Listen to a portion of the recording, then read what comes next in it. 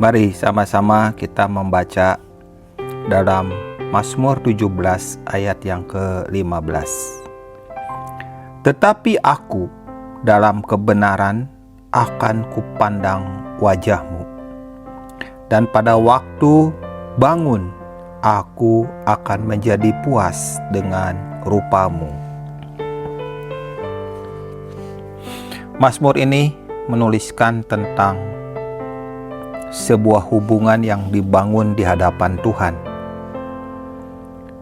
Hubungan di mana kita dalam persekutuan dengan Tuhan, poin pertamanya adalah bukan kita puas dengannya.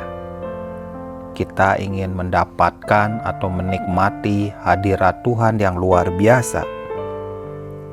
Ayat ini menjelaskan bahwa sisi puas adalah sisi efek, sisi bukan yang utama. Lalu apa yang utama?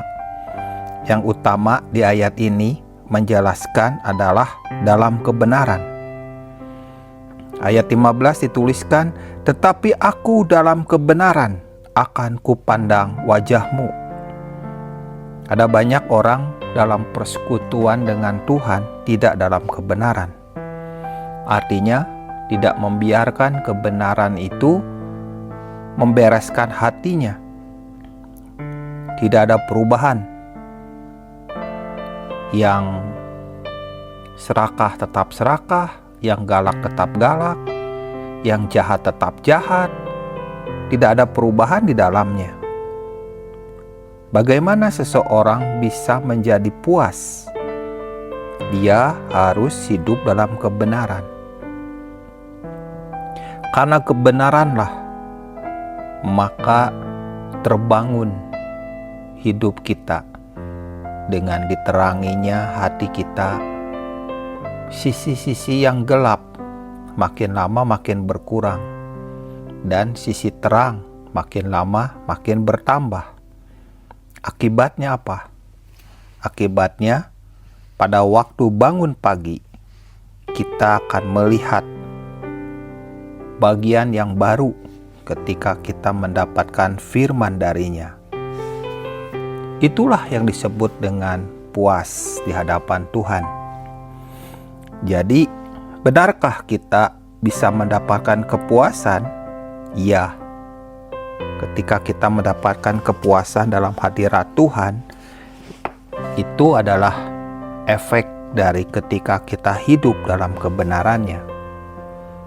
Terbalik, kalau seandainya kita mengejar kepuasan dalam hadiratnya, namun hati kita tidak pernah mau mengalami kebenarannya, kebenaran yang membongkar ketidakkebenaran, kebenaran yang menyingkapkan kegelapan dalam hati kita, kebenaran yang membuat kita melihat betapa banyaknya hal-hal yang tidak benar dalam hati kita.